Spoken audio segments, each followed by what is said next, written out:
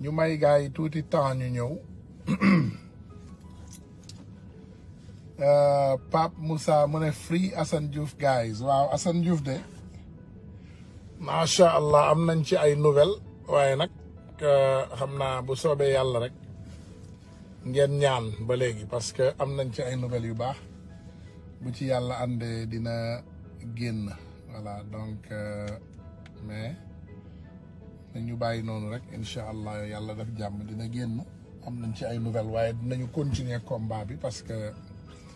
ñun amuñu gouvernement bu fiable amuñu gouvernement boo xam ne ay affaire am dafa fiable donc te duñu wax dëgg du coup dañuy incha allah ñëw rek xaar bu ci yàlla defee jàmm dina génn ci ay fan yu néew nag bu soobee yàlla waaw mais tey déjà dañu joxe woon kaddu te kaddu bor la xam nga démb bi ñuy waxtaan dama leen joxoon kaddu ne tey dinaa dem ci fi nga xam ne Pastef boo bëggee am carte de membre da nga koy def en ligne waaye fa ngay dem jëlijee sa carte de membre fii ci New York benn place foofu ci Manhattan dem naa fa waxtaan parce que dama bëggoon jox leen ay information yoo xam ne doomu aadama yi dinañ ko mën a jëfandikoo pour seen carte de membre buñ ci bëggee jot mais xam nga comme bépp structure bu normal donc il faut moom mu waxtaan ak waa Pastef am yenn information yi pour mu mën koo partager ak ñun donc du coup on a beaucoup partagé waxtaan nañu lu yàgg waaye incha allahu rabbi ci ay fan yu néew dinañ fa dellu comme ça ñu jël leen fa live laaj ko ay question voilà ñu laaj ko question yi mu tontu ko comme ni ko doomu aadama yi bëggee ñu mën koo njariñoo donc incha allah ci ay fan yu néew dinañu dem ci loolu voilà tey nag comme niñ leen ko diggee woon aussi boo leen xoolee suñu poste boobu un policier qui a été radié du ma concentré wu trop ci côté Mouride bi parce que policier Mouride wala Tidiane wala Laayeen amul policier rek moo am donc nit ku nekk nag am nga ngëm-ngëm donc policier boobu comme ni policier Tidiane bi amee ngëm-ngëm policier Laayeen bi am ngëm-ngëm policier Mouride boobu aussi noonu la amee ngëm-ngëm mu nekk nag actualité voilà li ko def actualité mooy ni mbir mi demee moo jaaxal nit ñu bari parce que Sénégal gis nañu président buy sujjoot gis nañu ministre yuy sujjoot gis nañu ay candidat présidentiel yuy sujjoot gis nañu daal maanaam bépp doomu sénégalais bu dem Touba ci li ëpp ñoom ñëpp dañuy sujjoot maanaam dañuy nuyu ñi nga xam ne ñoom ñooy suñu kilifa diine yi di sujjoot je ne dis pas nag que vraiment acte doomu aadama bi intéressé na ma trop parce que acte bi doomu aadama bi def loolu muy digganteem ak yàlla du li ma intéressé mais c'est l'acte que notre état a pris loolu moo ma intéressé parce que ñun dañu nekk ci état de droit dañu nekk ci état boo xam ne nee nañu état de droit la état de droit maanaam day sàmm ak yelleefu bépp doomu aadama parce que dinaa leen wax dara exemple laa leen di jox rek Amérique laa nekk ci réew moo xam ne amul 10% musulman ngeen dem xool ko dëkk bu tudd Paterson New Jersey chefu police bi jullit la c'est un musulman donc bi muy jël service biñ ko indee bible ne ko mu waat ci dafa ne moom du waat ci bible ci alquran lay waat donc ñu indil ko alquran mu teg ci loxoom ci la prêter serment donc ñun Sénégal dañu ne dëkk lañu dëkku jullit on est 95% de musulmans sama idéologie ci loolu du sori torop defe naa loolu ku nekk am nga tontu boobu je pense que police institution la te ci réew mu normal institution dañ ko war a respecter jox ko ak kam ak yelleefam ak cëram institution mais ni ñu amee ay guide ay président noonu la ñu amee aussi ay guide religieux parce que Sénégal ñëpp xam nañ ne tey ñu bari ñu ngi wax te xamuñu lan moo lalu ci ginnaaw Sénégal xamuñu ne tey bu duloon ces guides religieux indépendance bu ndaw bii ngeen am tey ak tubaab yi di xeex ak ñoom ba léegi nii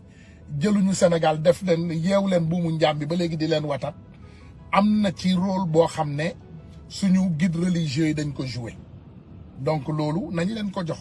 nit ku ne da nga koy jox ak xam ak yelleefam gis nga nag li guide religieux yooyu xeexoon ak tubaab yi ba continuer tey diine bi am doole ci Sénégal diine boobu la Macky Sall di xeex il faut sénégalais yi ñu yeewu Macky Sall xeexul policier bi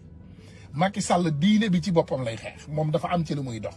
moom dafa am agenda te agenda am boo leen ko dégloo kaddu yi mu njëkk yëkkati bi ko yàlla mayee nguur gi dafa ne c'est des simples citoyens suñu guide religieux yi la doon waxal booba nee na ils sont que des simples citoyens doomu aadama yi nag dañoo gaaw a fàtte xam nga ñun sénégalais nit day wax dara démb tey mu ñëw mu wax leneen doomu aadama yi fàtte li mu waxoon démb yàllaa ñu suturaal ñun ñuy indi vaar bi rek di ko tegaat sur place di ko won doomu aadama yi won leen ne ah diw de waxoon na fi lii vaar baa ngi nii ñun ñëpp ñu dégg ko donc Macky Sall diine l'islam lay xeex il faut doomu aadama yi ñu yeewu boo leen gisee ñun ñuy acharné wu ci Macky Sall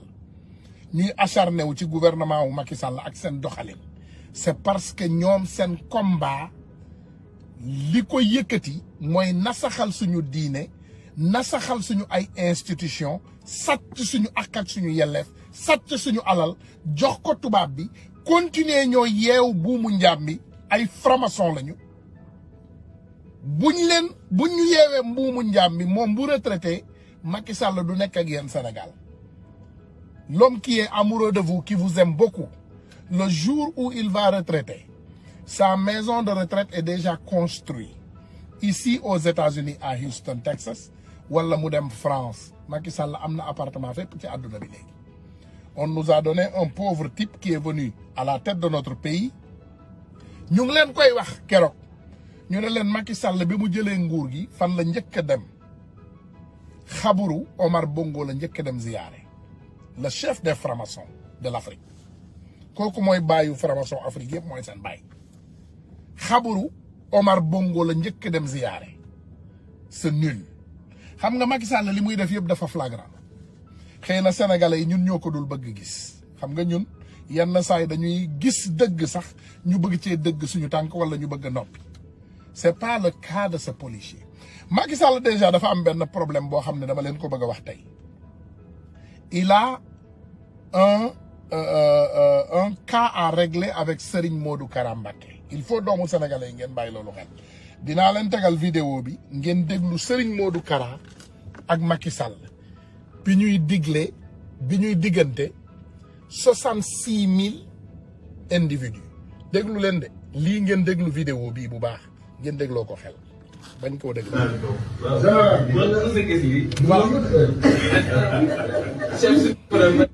voilà déglu leen d'abord Macky Sall li mu wooyee sëñ Modou Kara Mbacké daf ko ne général la ko wax déglu leen li may wax Macky Sall a appelé sëñ Modou Kara Mbacké général te sëñ Modou Kara Mbacké n'a jamais servi dans l'armée sénégalaise il n'est ni général ni colonel ni capitaine sëñ Modou Kara Mbacké la donc ma tegal leen ko ngeen déglu. avec vous.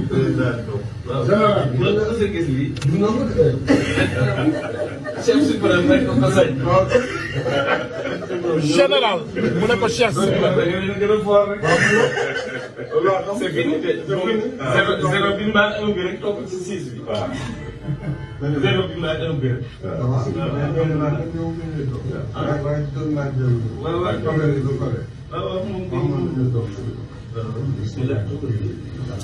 déglu leen ko bu baax.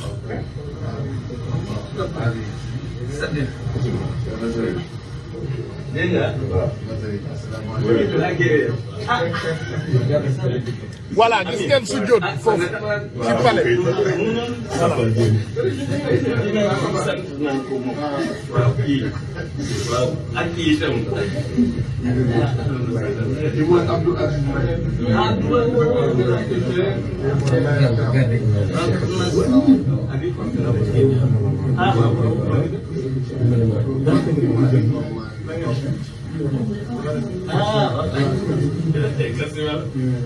ñaari mbir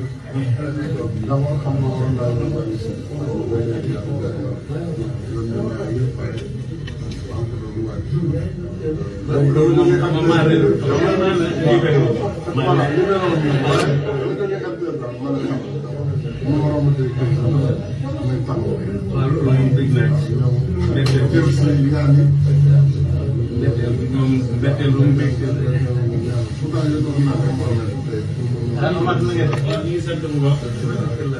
waaw moom jaaree si woon na waaye moom dama ko teggiloon waaye nag dama ko fa teggiloon dama ne waaye nag faaw ñu ñëw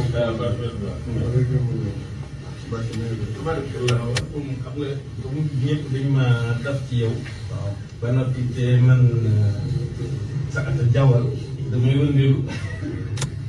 waaye nag ñoom il faut ma jox leen information dama la waxoon ni la di nga ma dégg nu nekk positivement négativement waaye xaar ma muñu waaw léegi nag li may def wax naa itam avant-hier ni lu ma defoon ak Abdoulaye Wade dinaa defal lu ko maa ko wax tudde la doom tudde sa soxna doom léegi nag bu ko defee comme am na lu ma waxoon xale yi dama ni leen ñoom dañoo maîtriser porte à porte ñii nañ leen bàyyi ci seen liggéey ci seen façon te nga bañ leen a def loo porte à porte ndax loolu xale ko man te commune bu nekk rek am na fa xale yi leen ko mën a defal te yéen ngeen nekk ci seen liggéey man daal loolu mooy ci sama sas waaw maanaam man dinaa jox xale yi dinaa wut 66 000 jeunes. 66 000 jeunes. biir porte à porte mooy doon seen métier. discours bi du dara lu gàtt la. waaw may leen ko mu eggal liggéey bi. 6 bi mooy jërëjëf tey ci 0 lañ ci teg wala 1. 61 wala 60. 60 wala 61. waaw 6 bi dama ko waxoon ne ko loolu màggalu Tuuba laa ko waxoon ne xale yi 6 bi nañ ko ci tegal 0 ca kanam wala ñu tegal ko ci 1. su ma ko xasee wax rek. bu ma ko xasee wax. bu ma ko xasee wax duñ kenn marché demee ca kaw.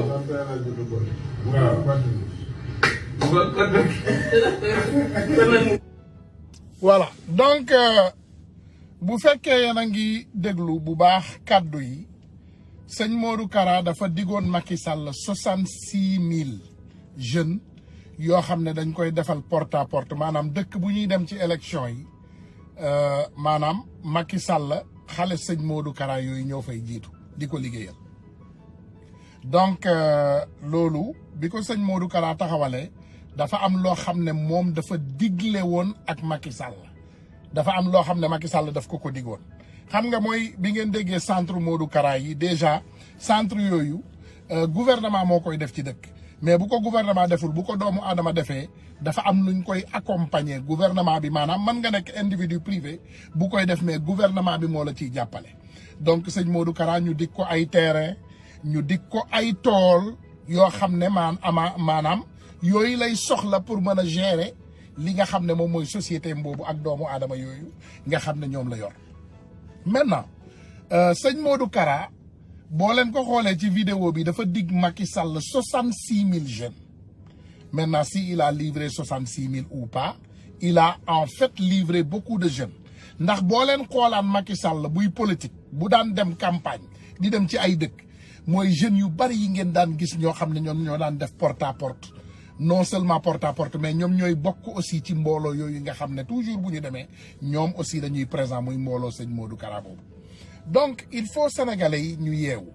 ñu xam ne que Macky Sall buy jouer ay jeu ak ay individus c'est pas l'individu son cible Macky Sall son cible n'est pas le policier cible Macky Sall provocation la maanaam moom noonu lay doxee parce que lii du ci sëñ Modou Kara rek la tàmbalee dinaa leen ko won ba won leen ko ci Issa Sall mu pire xam nga Issa Sall mu pire muy sëñ Moustapha Sy moom parti boobu c'est pas Issa Sall il a été choisi comme le président Ousmane Sonko a été choisi dans Pastef pour mu jiitu parti politique bi pour nekk seen président moom dañ ko tànnoon mais boo leen xoolee ci mbir moomu y avait cette attaque à Tambacounda voilà boo leen xoolee Issa Sall dañ ko attaqué woon Tambacounda dañ ko acharné rappeler une nouvelle voilà boo leen xoolee caravane pure bi mi ngi nii biñ ko attaqué Tambacounda on a des photos pas des vidéos mais c'est bien écrit boo leen ko xoolee te yéen ñu bari xam ngeen donc Issa Sall biñ ko attaqué Tambacounda loolu aussi beneen manière la boo xam ne Macky Sall boo leen dégloo sëñ Moustapha toujours buy wax Macky Sall dafa attaqué sëriñ boobu aussi dafa attaqué sëriñ Moustapha léegi boo leen xoolee attaque boobu ba ci taawu corona bii ñu nekk ay jeunes Moustapha Sy génn nañu dem attaqué benn rajo attaqué wuñu ko sax dañu dem waaw d'accord attaqué benn rajo lan moo waraloon loolu Macky Sall ak gouvernement am dañu ne sëñ bi dafa corona léegi sëñ bi partisan mi génn dem ci rajo boobu ñu ne nañu dindi fausse information boobu buñ ko dindiwul ñoom ñu attaqué rajo bi léegi lan moo leen dal ñu ngi prison ba léegi kenn attewu leen parce que en réalité ñooñu duñu cible sëriñ bi mooy cible am donc le même cas que Kara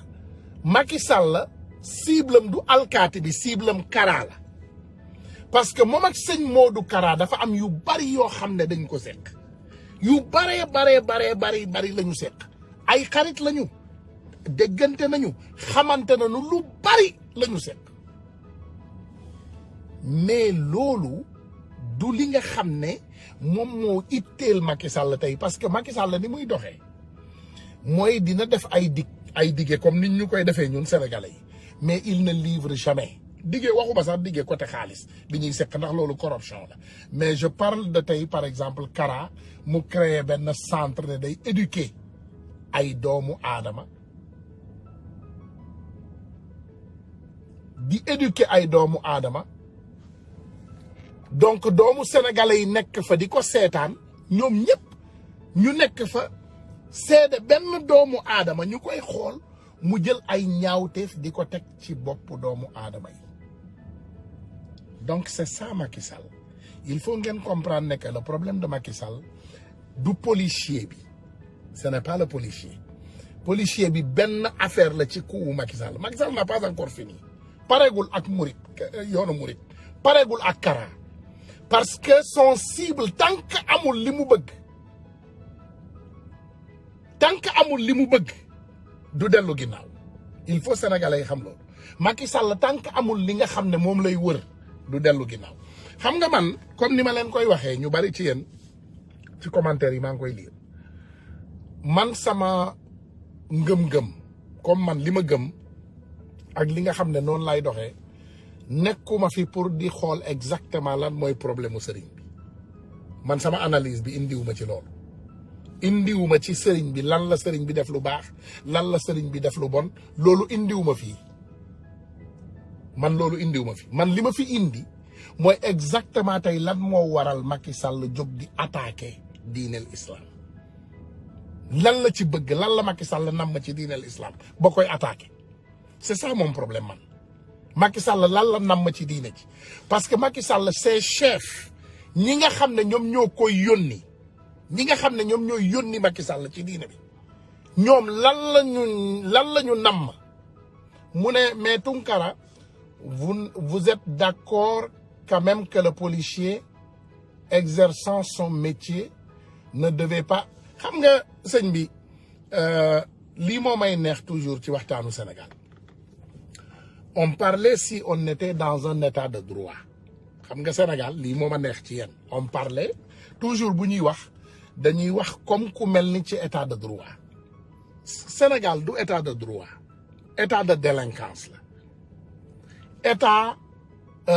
Sénégal loi 2 vitesses la ñu am ñun li ñu am Sénégal du loi dañu am loi bu 2 vitesses dañu am loi boo xam ne doomu baadoolo yi dafa am nuñ leen di attee ak doomu borom makkaama yi ci ñoom ñi ñu catégoriser doomu borom makkaama niñ leen di attee. Où est le jeune fils de Amar, le jeune Amar qui ñi rey doomu jàmbur boobu fële ci Almadi. Il a fait 8 mois de prison. Voilà Assane Diouf, un Sénégalais lambda simple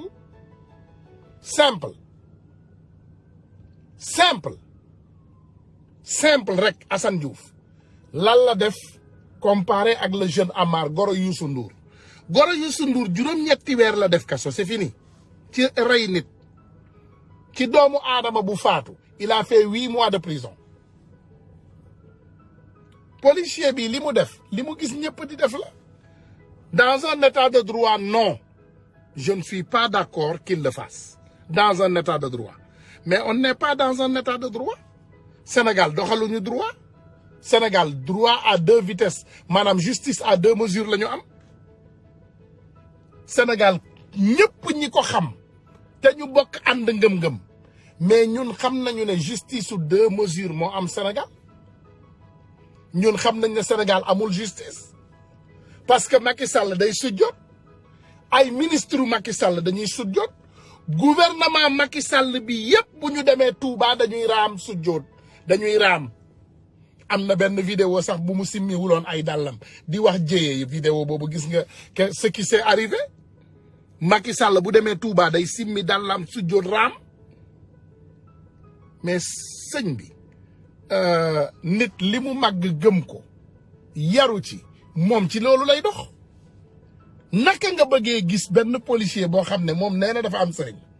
ci sëriñam bi la gëm te ñoom ci loolu la ñuy dox ci loolu la ñu gis seeni ay supérieur di dox. Xam nga exemple du policier bu normal bi moo koy joxe. Xam nga tey Sénégal bu ñuy bind seeni code de la police dañ ci war a boole sax religieux yi bu dee dëgg la ñu bëgg a doxal nañ ci boole religieux yi. Nañu ne benn policier amul droit sujjuudal sëriñam nañ ko wax mais seen supérieurs yi respecté ko. C'est ça la réalité. Ñun tey ñu ngi Sénégal Macky Sall ne taalibe bi mënuloo sujjoodal sa sëriñ mais ça c'est des insultes. Man murit yi ma xam taalibe murit yi ma xam gisuma ci kenn kuy nuyu sëriñam te du sujjood musuma ko gis. Insulte la ci ñoom insulte la ci ñoom mais exemple boo ko bëggee joxe yow yaa koy jiite gars yi niñ koy waxee toujours carte d'identité bu amee Sénégal Macky Sall la koy njëkkaat passeport bu amee moo koy njëkkaat vaccin bu ñëwee moom moo war a njëkk a vacciné wu lépp loo xam ne buñ koy doxal Sénégal Macky Sall la ci war a jiitu mais na bàyyi sujjoot na génn suba mu déclaré ne sujjoot amatul ci Sénégal c'est banni na génn wax ko. Il n'a qu'à sortir le dire. Na Macky Sall génn suba mu ne sujjoot c'est banni dans notre pays na génn mu wax ko na Macky Sall génn mu ne suba sujjoot c'est banni. Comme ni ma leen ko waxee nit ku nekk ak sa ngëm-ngëm man ma personne képp ku may nuyu dinaa la nuyu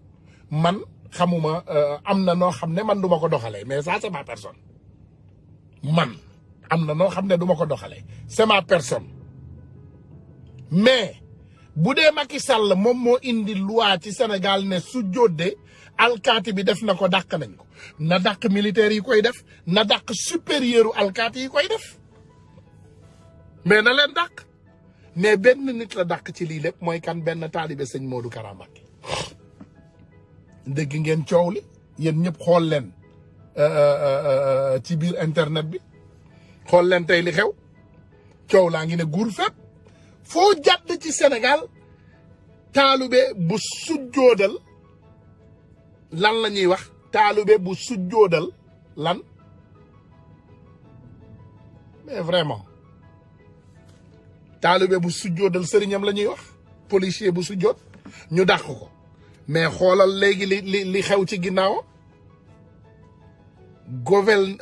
muritu àdduna bi yëpp jóg di ko soutenir pour benn raison rek parce que xam nañ ne dañ ko jaay doole bu doon Sénégal tey kenn du fa sujjoot est-ce que di ngeen gis murit yi àdduna bi yëpp génn ne dañuy soutenir benn policier bu sujjoot ñu dàq ko loolu manta rek on n'a qu'à se dire la vérité waaw soxna Salimata waaw man ngaa woote ci téléphone bi ma ubbi ligne bi nga intervenir ndax xam naa ne yow it am na ci tarixa boo bokk ci Sénégal xëy na nga mën ñu cee dollil dara voilà ci beneen téléphone bi mooy 646 646 bi voilà yaa ngi nii di woote xaaral ma jël la maa ngi nii di la woo nga intervenir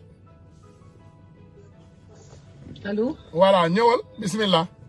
salaamaaleykum. waaleykum salaam wa rahmatullahi wa barakaatu. ñu ngi lay ziar. Seydina Ousmane maa ngi lay ziare di ziare waa panel bi yëpp. ñu ngi lay delloo ziar ñu guddee nañu nag ñu ngi jéggalu. parce que dañu joxoon suñu kaddu rek. effectivement macha allah yal na yàlla jàppale ñu rek. amiin yaa rabbi yàlla. déglu daal live bi li ñu ci wax. mais man de Seydina Ousmane tout d'abord. dama wax ci wàllu tenue. wàllu tenue. ñëpp xam ne ci wàllu constitution disons que ñoom seen tenue même bi seen benn nga ñëw nga dox rek